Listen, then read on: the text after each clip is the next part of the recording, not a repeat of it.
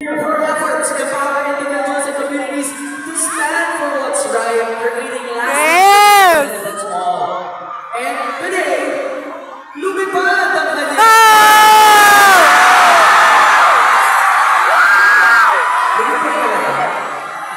Dito sa Mall of Asia Arena, ladies and gentlemen, it is my honor to introduce our final speaker, Miss Jessica Sala.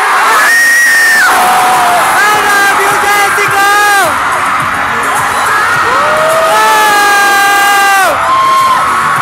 I love you, Jessica! Oh my God! EKMJS na yan! Oh my God!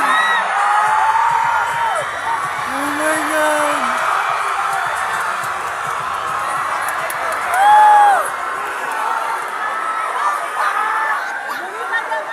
Wow! Grabe!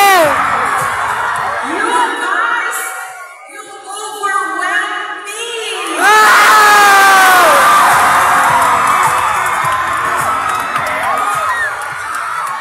Alam ko na ngayon kung anong pakiramdam ng mga nagko-concert.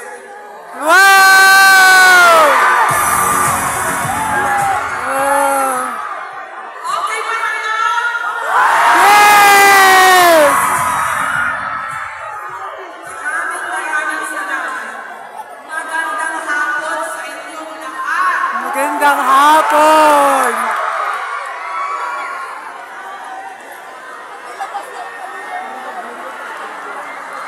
Ay, tayo na.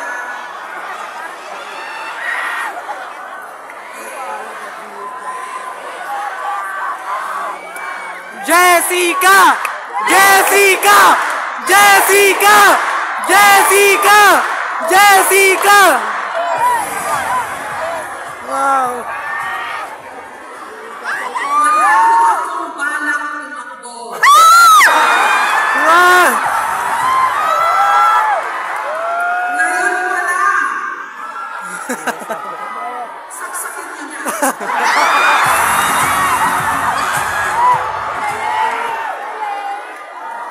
Okay, game na tayo ha, guys.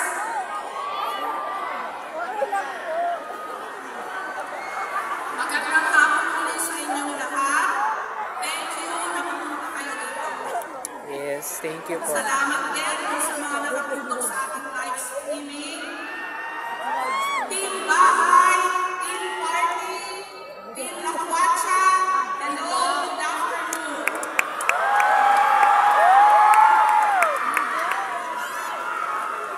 Alam niyo po, there is this one incident I consider among the scariest I have ever experienced in my 40 years as a journalist.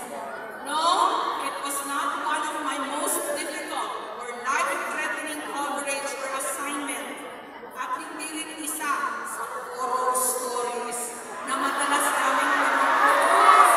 Gabi ng lagay! Katulad ng taunang Halloween special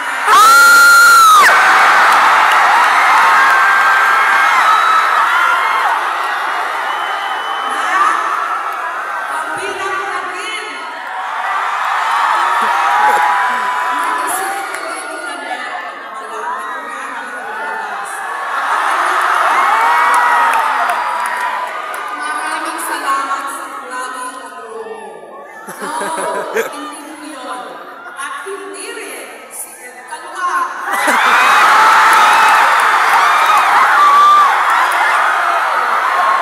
Kundi isang dinan.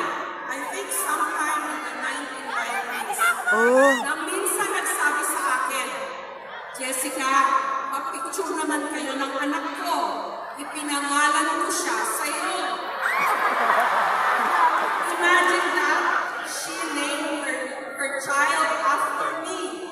Could anything be more frightening? Gusto ko sanang sabihin, bawiin niyo po. Kaso nakita ko malaki na yung bata. I should be honored, I know, or humble. And believe me, I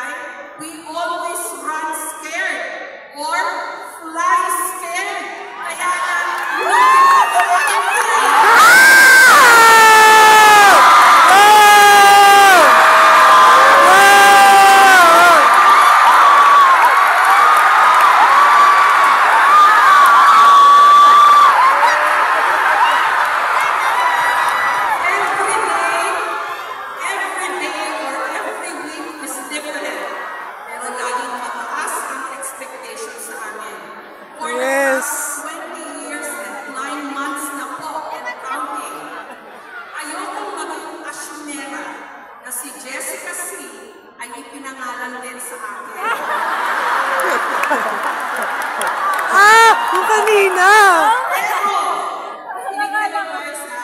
Pero, kung meron sa inyo na sa kasawirang palad ay isilinod ang pangalan sa akin o nagkataon lang nakapangalan ko, mamaya, pag-picture tayo.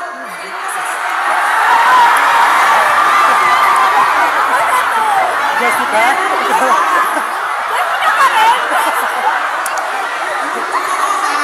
Meron bang Jessica sa inyo?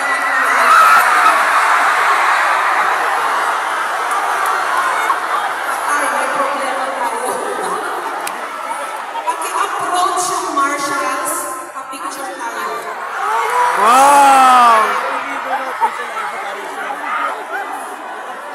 Dapat may ID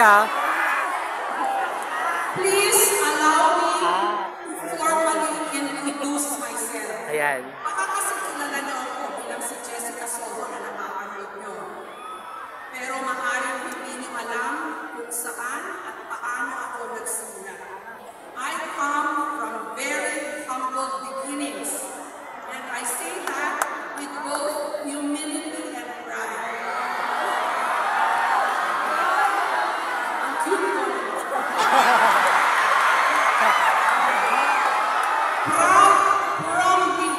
From the towns of Agogo, San Fernando, and San Juan in La Union. And you guys! Pasyali kayo sa amin kung wala ng bagyo, ha? My dad was a government employee, and my mom was an agriculturist. But she died of cancer when I was only 8 years old. And after that, my otherwise happy childhood was no more. For a big part of my life, I felt shortchanged. Laging may kulang. Pero, napalaki naman ako di umano. Nagpaayos ng aking ama at mga lola. My lola Sean, or Concepcion Corral Soho, my paternal grandmother, sold meat in the market of San Fernando, which is now a city.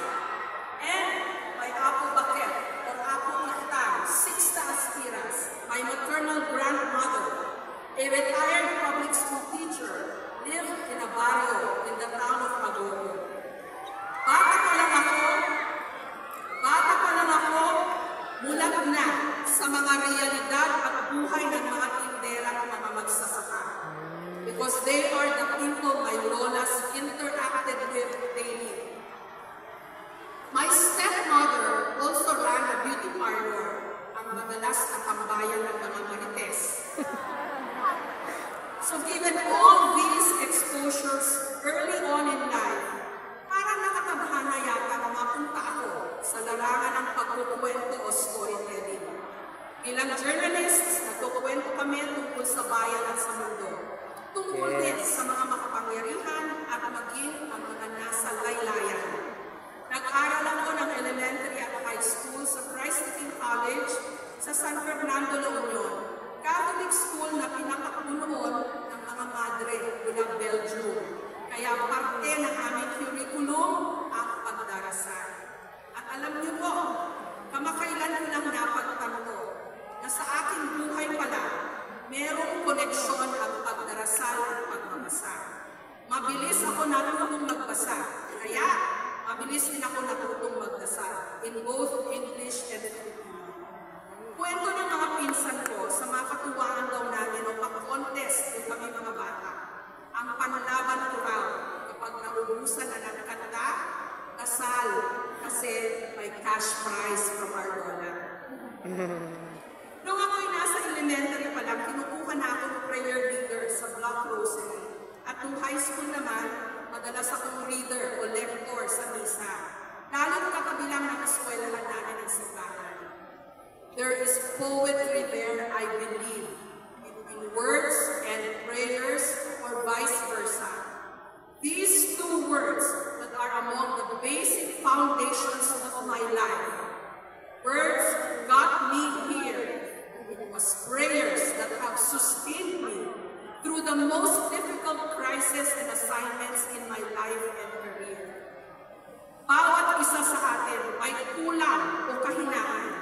may baggage o krus na pinapasan. Bubog, sabi ng premyadong manunulat at national artist for film and broadcast arts na si Ricky Lee. At ang payo niya, sa buhay man o sa pagsusulat, gamitin mo ang bubog na building block o pambuo ng iyong kwento o pagkatao.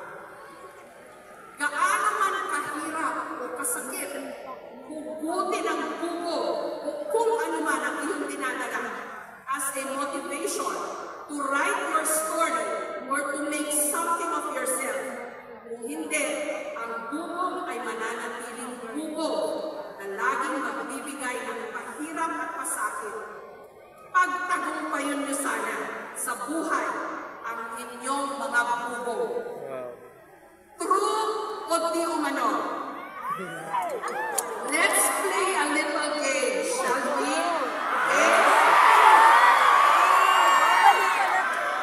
May sasabihin ako, tapos pakisagot lang kung true o di umano. Question number 1. Woke daw kayo o aware sa mga nangyayari sa lipunan at sa mundo? Kaya, meron niyang paninindigan. True o di umano? True! Question number 2. Creative daw kayo at innovative. Pero, madaling magsawa at mapagod.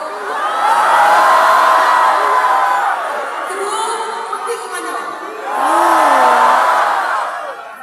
Question number 3. Hindi na raw kayo yung tipong willing to wait. Palibhasa, nasanay sa swipe lang sa gadgets. Tama naman. Kaya yung instant gratification o agad-agad ang hanap. True o di umano?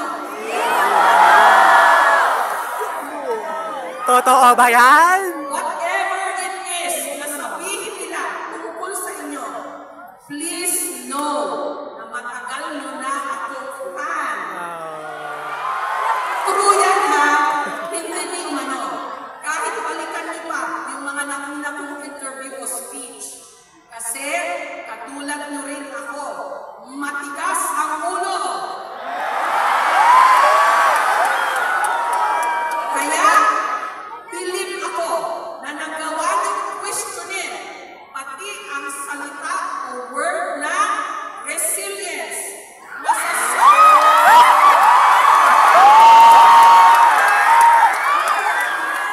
Nasa sobrang gamit bilang pampalubag loob tuwing tayo sinasalanta ng sana.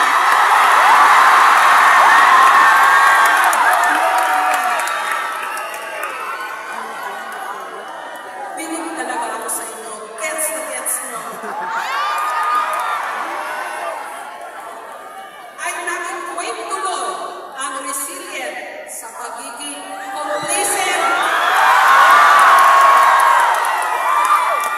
Like only you guys have so brilliantly and insightfully pointed out. Dahil ba nakakangiti pa rin tayo sa gitna ng kalamitan, ay basta na lang natin tanggapin ang kahinaan ng sistema. Wow!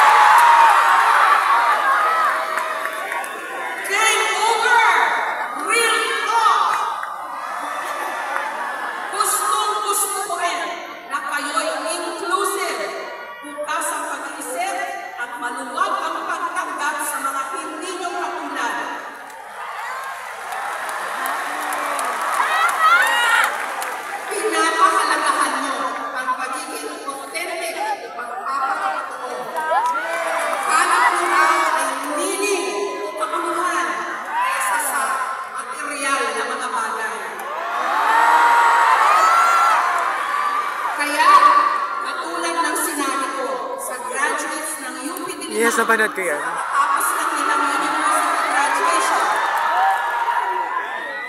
Nakikitaan ko ang inyong henerasyon ng pag-asa.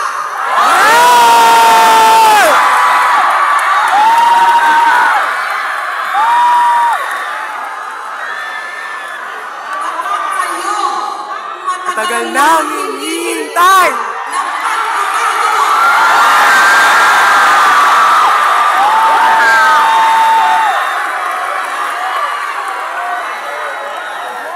Hindi ang mga huwag na salita at purong pangako na Tama!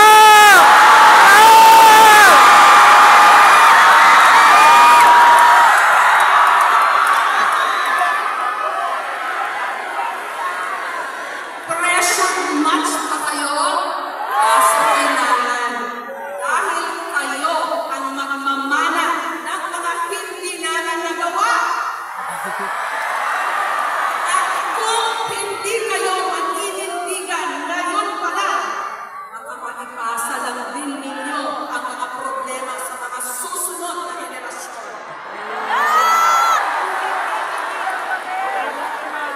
You guys have proven that with your tools, skills, and savvy, you are powerful.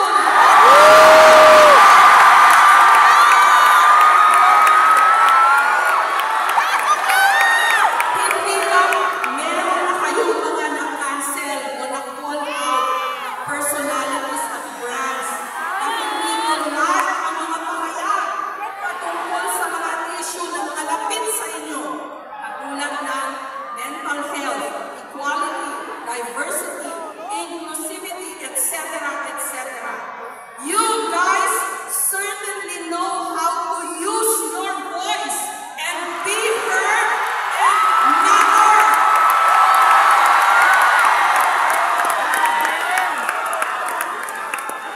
At dahil manalikot o matataba rin ang inyong mga utak, pwede niyong gawing viral o trendy ang mga dapat mag-aksyonan ng mga pinag- Tama!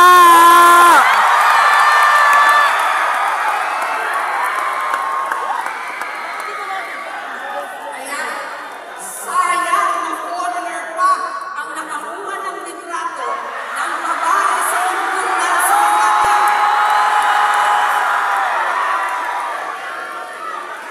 Kung hindi siya siguro nag-viral at nabigyan ng ayuda, asa kaya siya ngayon? Like many of you, I also enjoy cat and dog videos. The latest song and dance craze on TikTok Sabi!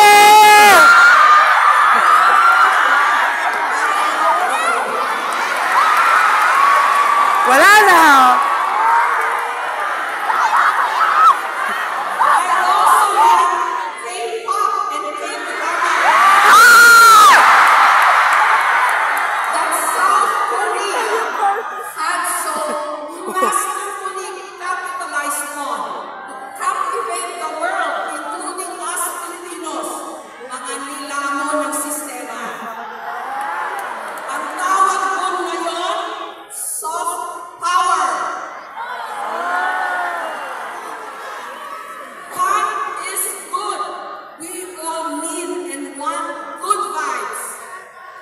But I also want to ask you, focus your cameras and your energy too on things that need to change. Tama. Katulad ng nag-video ng Tamugan River sa Davao City. At kung paano ito bumisbuhay na tinatawid ng mga taga-roon, kabilang ang mga teacher at mga estudyante. Binuo namin ang istorya at ilang buwan lang matapos ito umere, inaksyonan ng mga otoridad ang problema. Before and after, meron na ngayon hanging bridge doon. Wow!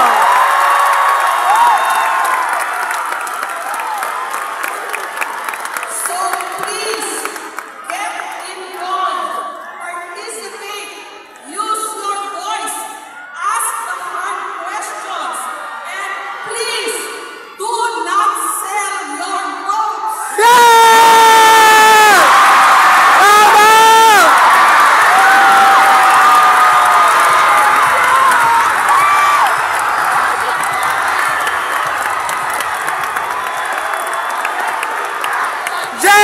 Jessica! Jessica! Jessica!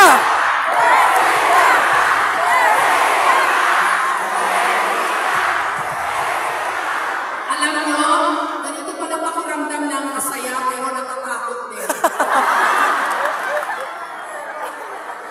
Let us stop drowning in mediocrity and inefficiency. Tama!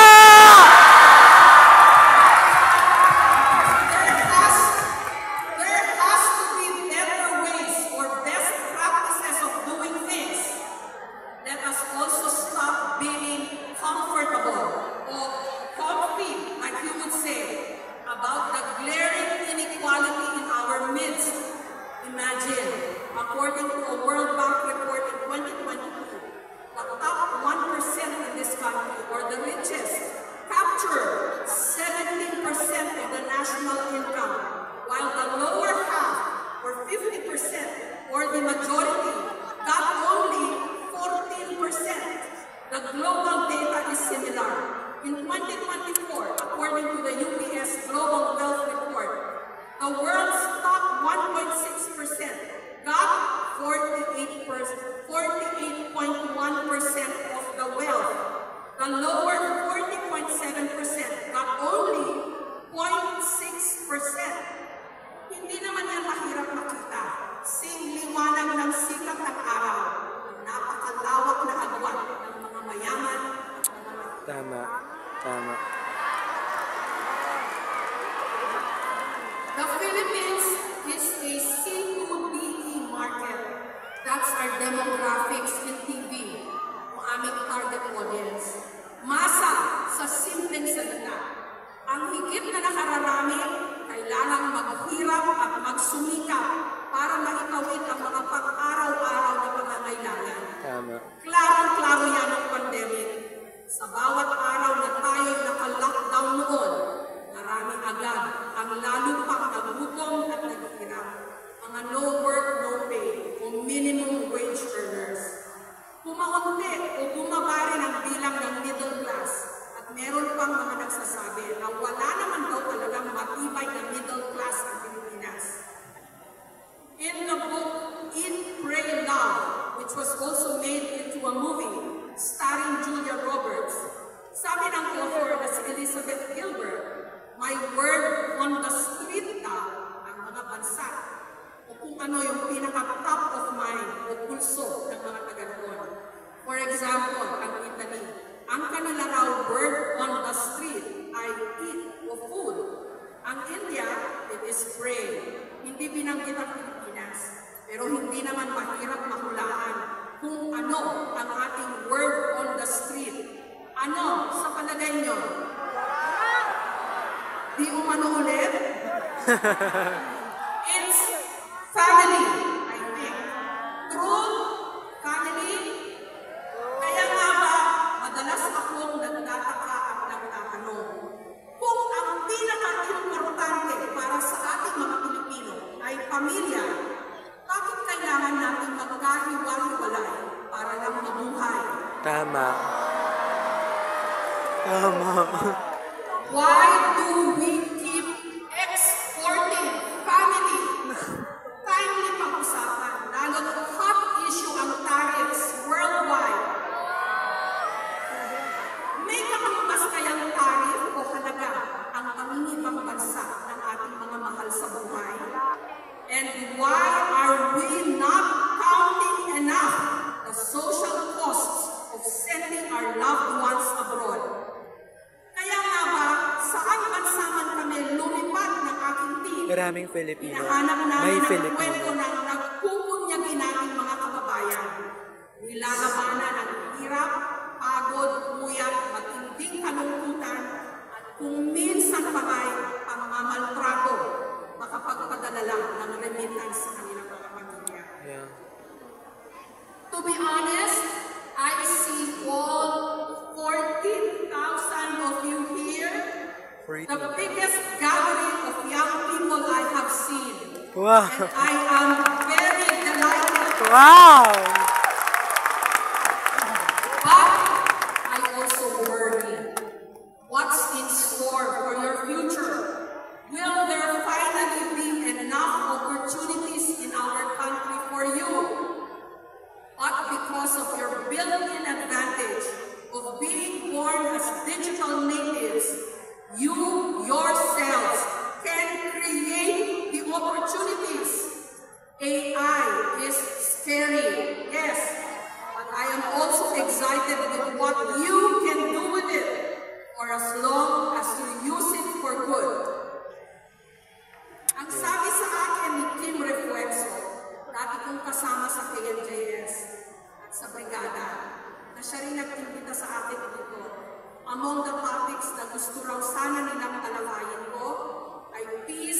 justice, and strong institutions. Who do we trust online when everyone has a platform? Forgive me, patawarin niyo ako. Pero I think the words peace, justice are big, beautiful words, pero intangibles. Intangibles meaning cannot be touched nor grasped and have no physical presence according to the Oxford Dictionary. How apt, dahil sa ating lipunan at mundo ngayon, parang wala namang justice or peace. And institutions are crumbling, sadly, even the media. Which brings me to the other portion of the assigned topic, who to trust online when everyone has a platform. Yung totoo, mas magaling kayo dapat dyan. Kayong mga ipinanganak sa mundo na meron ng kaparalel na virtual or digital kung saan pirmi kayong nakasubsob o nakatitig.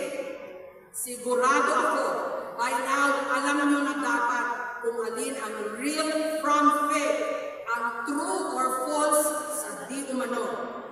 Madaling mabudol, oo. Pero hindi ba't ngayong meron ng AI, mas magaling na rin dapat mag-fact check o cross-check. Learn not to take anything at face value. Lalo't meron ng deepfakes. Konting pakiusap lang po. Huwag kayong maniwala sa deepfakes ko na naglalako ng kung ano-anong mga produkto at investment.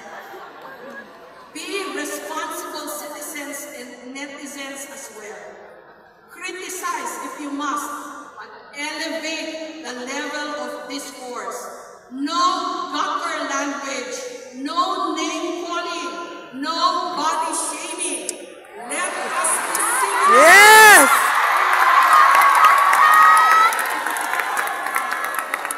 Let us be civilized and respectful of one another, even if we have differences or divergent views. Thank you for this Global Youth Summit, SM. This huge conglomerate that started really small, a shoe store in Carriedo, Quiapo. 40 years na nga po akong journalist or storyteller. Marami nang naikwento tungkol sa ating sarili at tungkol sa ating bayan. Pero alam nyo, ang ilan sa pinaka-memorable o hindi malilimutan, yung mga life story na dramatic and colorful. Taob o daig ang mga telenovela at ang ending, happy dahil napagtagumpayan ng itinampok naming subject o case study ang lahat ng mga pagsubok. Sana, ganun din ang inyong mga magiging kwento. Promise? Aral kayong mabuti ha. Maraming salamat for this opportunity to share my story.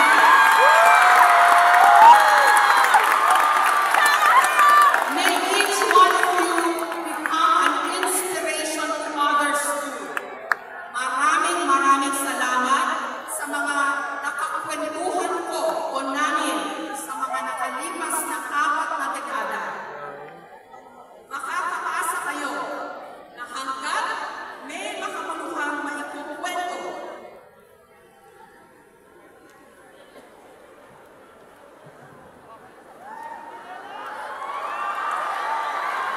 ulitin ko lang ha, makakaasa kayo na hanggat may makamaluhang maikukwento, patuloy kong sasabihin, Wow!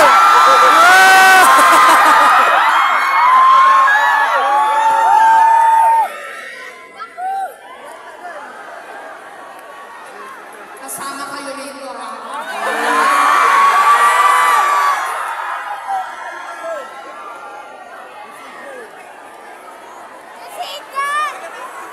May video. Sandali lang po. Okay po!